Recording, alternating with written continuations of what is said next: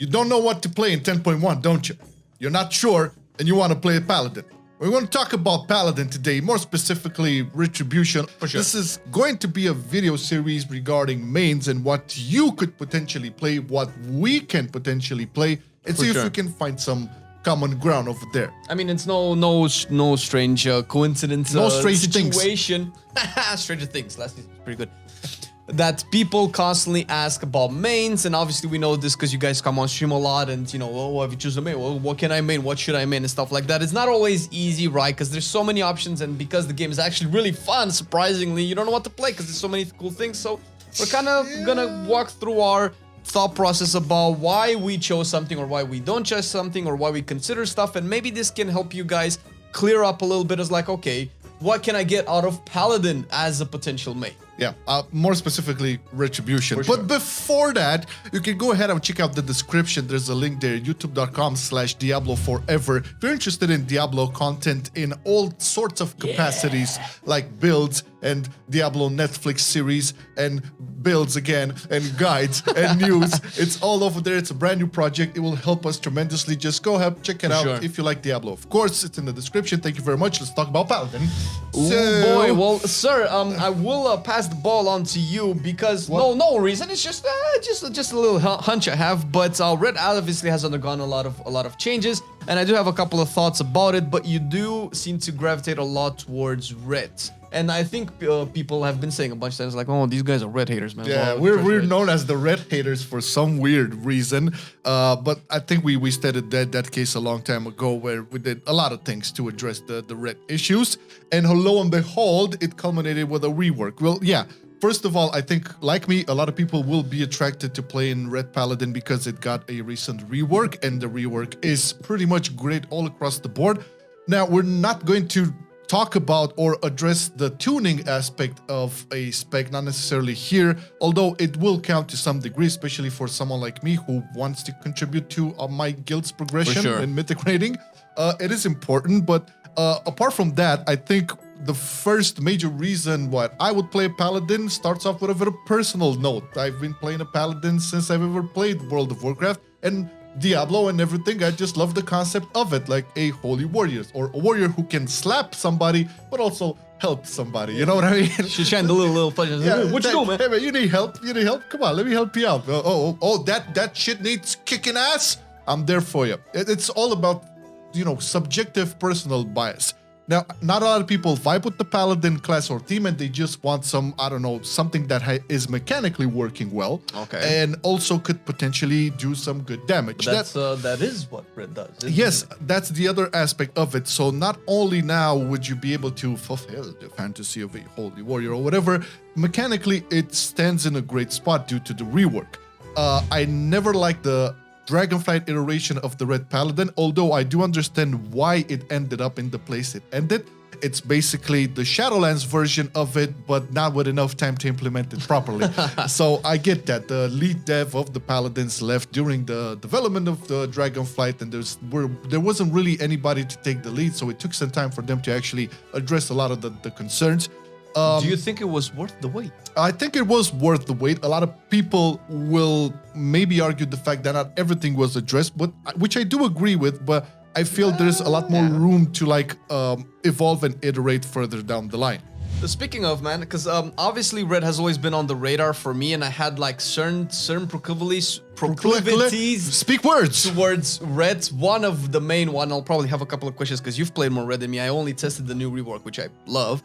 But one of the main things that I disliked about Red was how squishy it is, because for me, a part of all the reasons that you mentioned in picking a main class flavor, let's see, that's not called fantasy, it's flavor, also is important. And if I'm going to, you know, play a melee plate where with like heavy armor, I cannot be squishier than the healer. The first one to die, yeah. So I know it's better now, but can you talk a little bit about how the squishiness has been addressed? Because you've played it over the years in like raids where you were punished because all of that, and when you had to use your bubble to soak stuff and you didn't have it for personal use, like how does that work with the rework? I always give this example, like whenever we were in the raid and there was that call out from Sunshade, our raid leader was like, okay, everybody pop a defensive now. I was like, well, I have no Shield of Vengeance, so bubble it is, because I have nothing else. Yeah, it was addressed, although it was seemingly a little bit overperforming in terms of its survivability, especially in PvP. So it was great in PvE because you didn't really feel you were that punished, okay? You were not the squishiest paper anymore in the group, that's for certain, but that really was amplified into PvP, and I get that, and that should have been addressed a long time ago. However, just going back to like not feeling the weakest link in terms of like survivability of your group, also playing a plate character, you have basically all the tools made passive to survive a lot of the mechanics. Now, this doesn't mean you'll be immune to everything and you won't die. No, you will. But think of it like this. So if it's a mechanic that will not kill you necessarily, but will do heavy damage to you, in the past, it would kill you. Okay, so if you had like a warrior and a DK in the group and this mechanic would slap both of them, they would not die. But a paladin would have died just because it had lower stamina, it had lower armor values. There's a whole bunch of mechanical things behind it. All of that was addressed. Not to mention, mechanically, there's also a lot of good things that have been baked back into the paladin retry. The divine protection is a big one because it's on a 1 minute cooldown. The extra absorb for Shield of Vengeance. Now you have two of them. You have basically the main red paladins never consider Shield of Vengeance to be that much of a defensive to begin with, but the fact that it absorbs more and you also have divine protection, these are basically two tools that will make a whole lot of difference. So whatever Sunshade is calling out, okay, pop a defensive, I have something to pop. That's one thing. Second, you have extra stamina. You have like passive healing from a lot of the nodes. You have some sort of cheat that it's not like really a cheat that you just trigger a heal if you go below a certain HP threshold, which is, again, I like this for a paladin because in the past, if you wanted to survive, you had to sacrifice your damage to heal.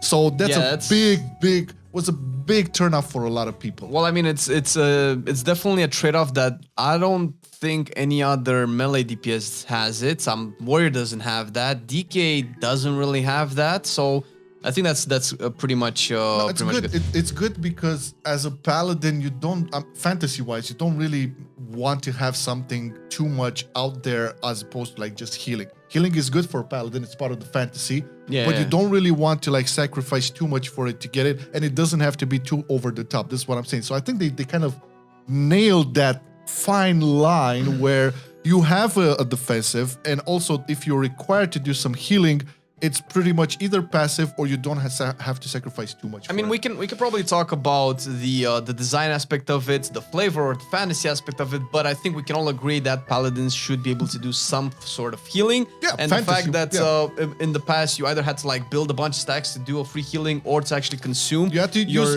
holy power, right? Yeah, so that you still do that. That sucks. Yeah, but now you also have like passive healing. There's a lot of passive healing. Yes. My eyes have been mostly on prod, but I did play a little bit of ret and.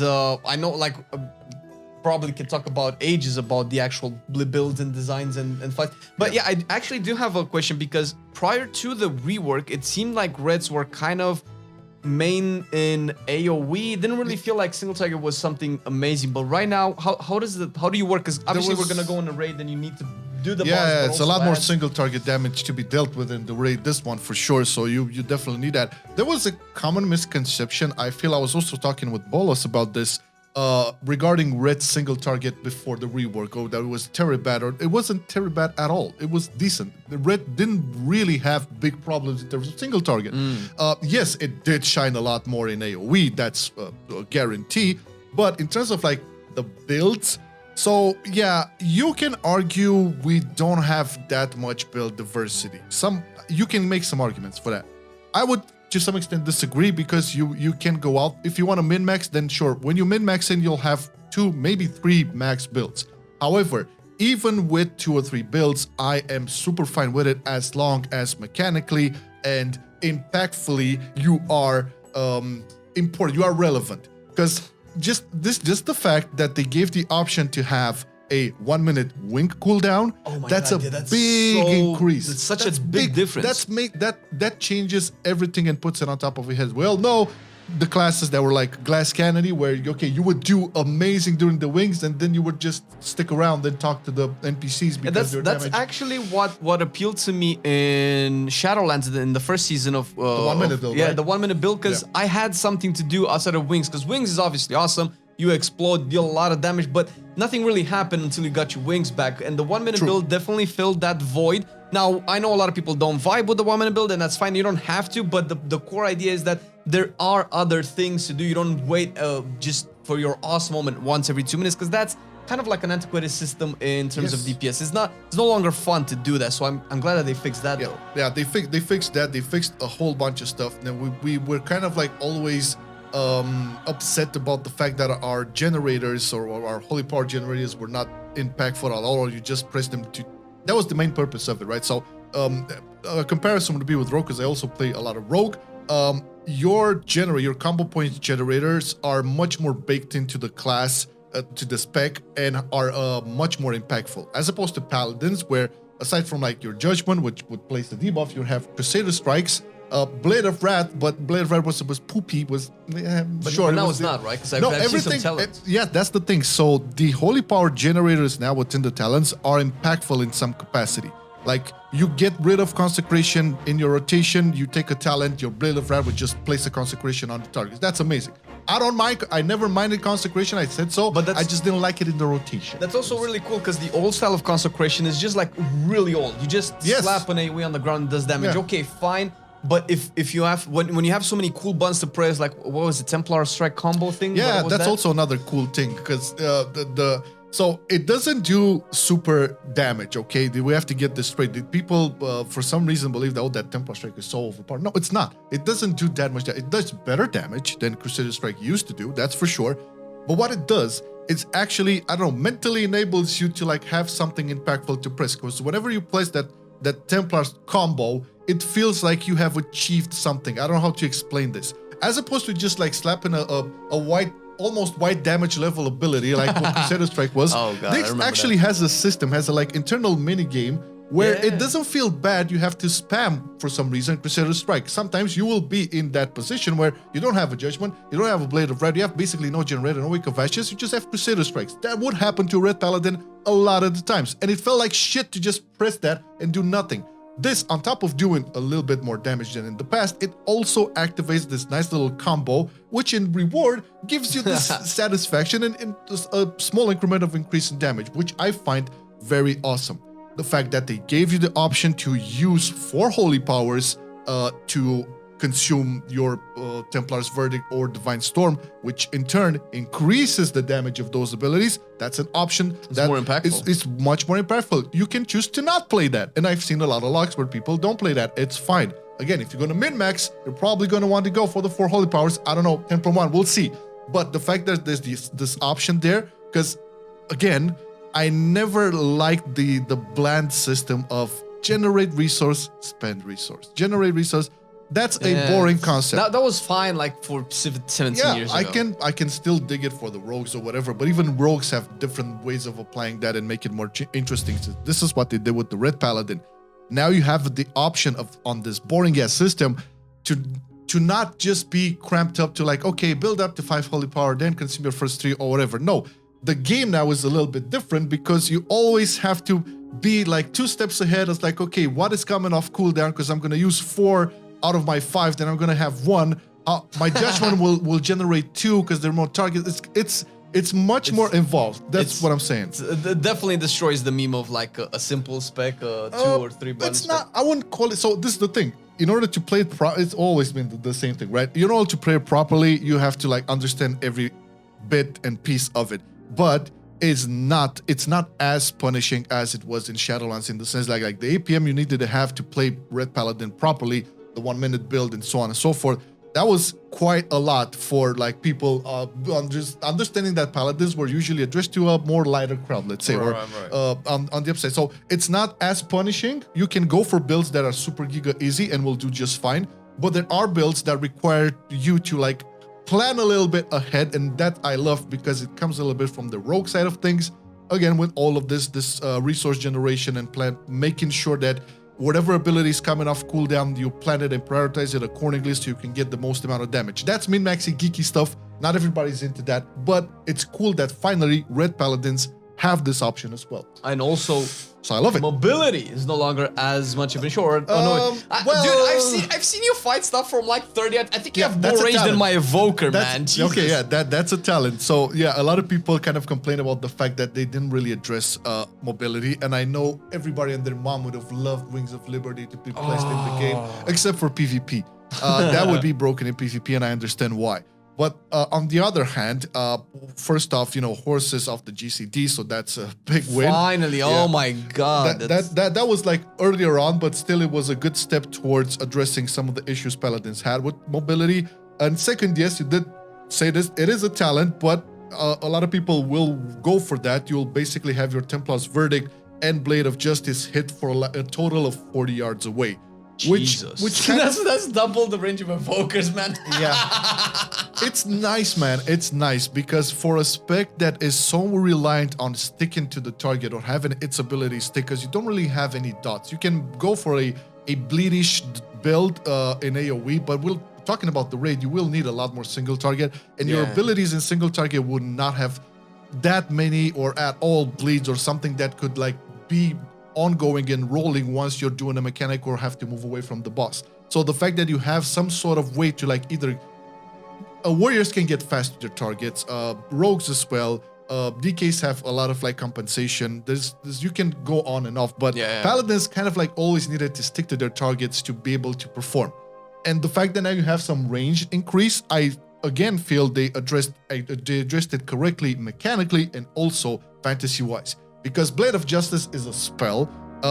Templar's Verdict is a spell. Sure, you swing your weapon, but did you see that cool-ass animation? One of the best animations they ever had. Okay, so that kind of syncs to the fantasy, but also mechanically it will help out a lot of red players.